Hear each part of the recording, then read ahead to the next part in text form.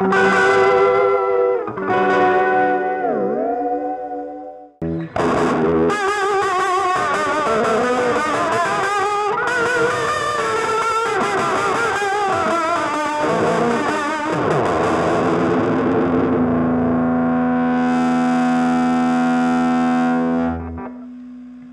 back, Milliwatts.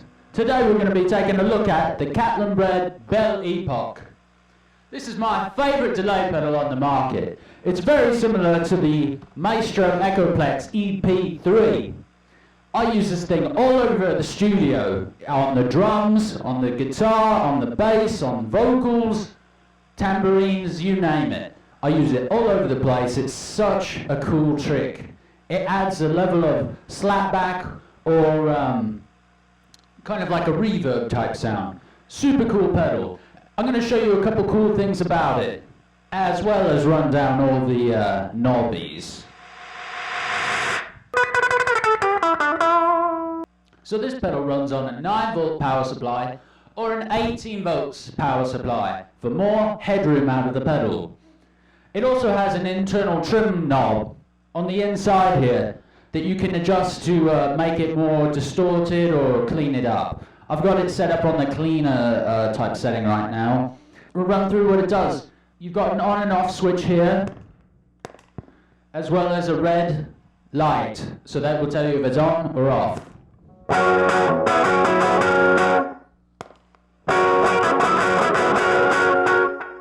So now what we've got here, the first knob is the mix knob. So that's going to tell you how much of your dry signal compared to your wet signal. So the wet signal would be adding this into the mix. So I'm going to turn that all the way down, so it's going to be just pretty much like the amp.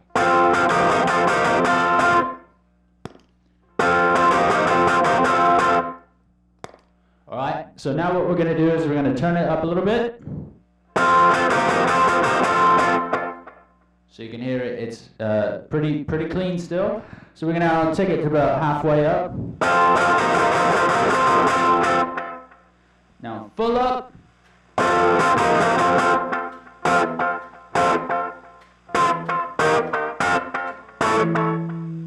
So that almost makes a way longer delay time.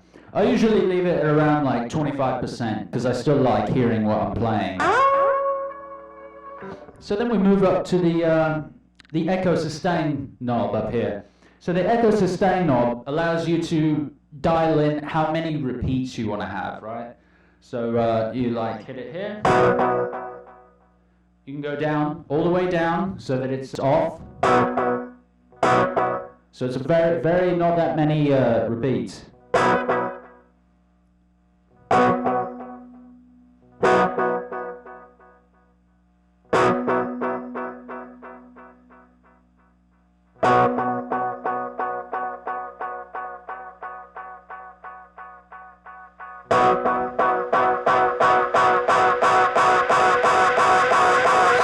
So right there you can see that it starts self-oscillating, which means there's it just is delaying on itself, delaying, so that you can make these really kind of crazy sounds when you're playing with it.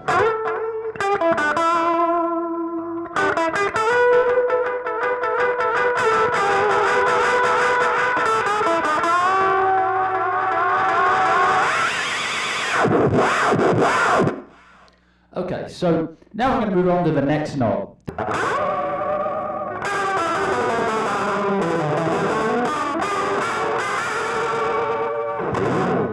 Now, my favorite part is this modulation knob here.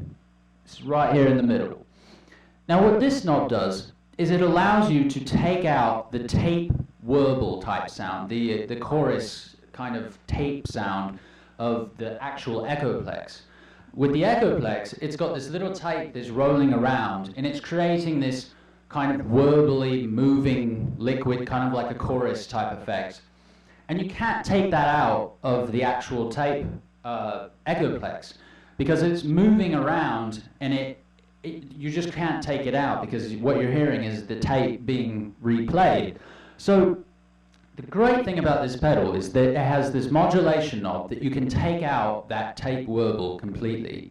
So you can just have clean echo. So you can have you don't have to have that chorus always going. It's awesome. So I use this a lot for doing things like vocals and sometimes guitar and things like that when I don't want to use the Echoplex, because you can take out that chorus sound and it can be dry, it can be immediate, and you don't have to have a bunch of extra noise of the little motors and things, you know.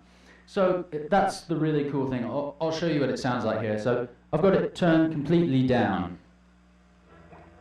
in the off setting without the chorus.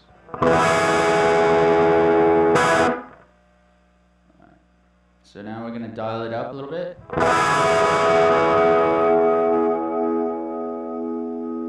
You can hear that kind of movement, that kind of chorusy type sound.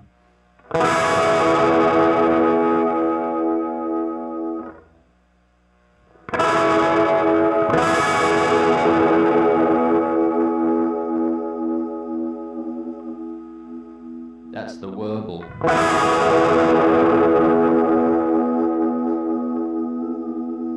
You turn it all the way down. No warble. It's absolutely great. I love it. That's one of my favorite features. Probably my favorite feature of the whole pedal. Alright, so now let's move on to the record level. The way that this works is you can have it set all the way down. Bring it up.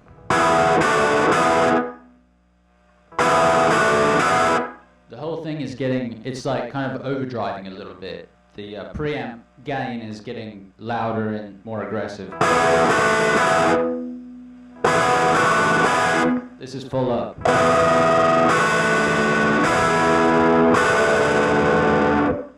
All the way down.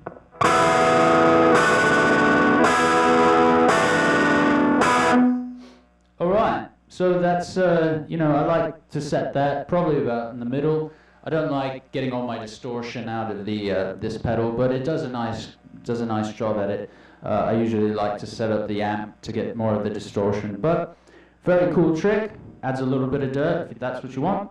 Now we've got this last one, which is the echo delay.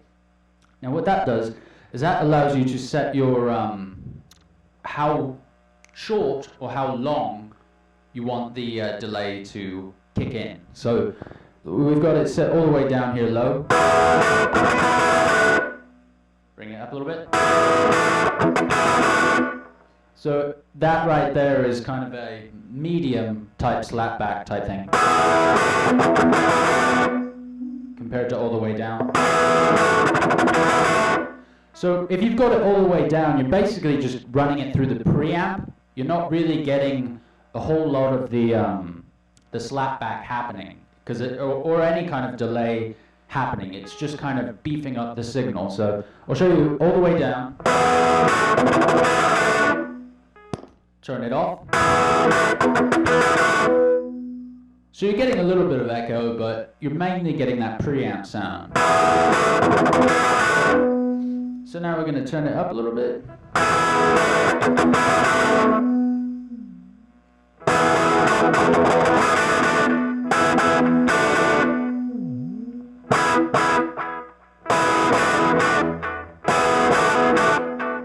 So it's getting longer. The delays are kicking in from a longer ways away. So now we're going to hear it here.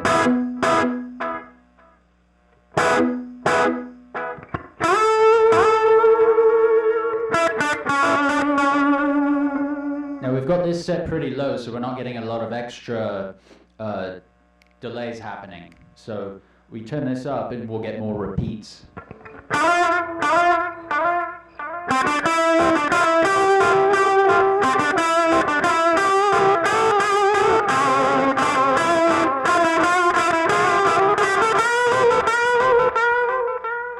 So that's pretty cool, you know, if you want to do more longer delay type things.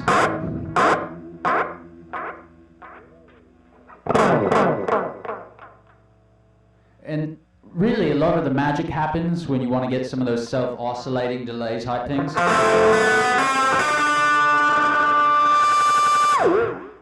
Those really happen on the echo delay and the echo sustain. So how many repeats you want and when do you want it to kick in? Like and subscribe!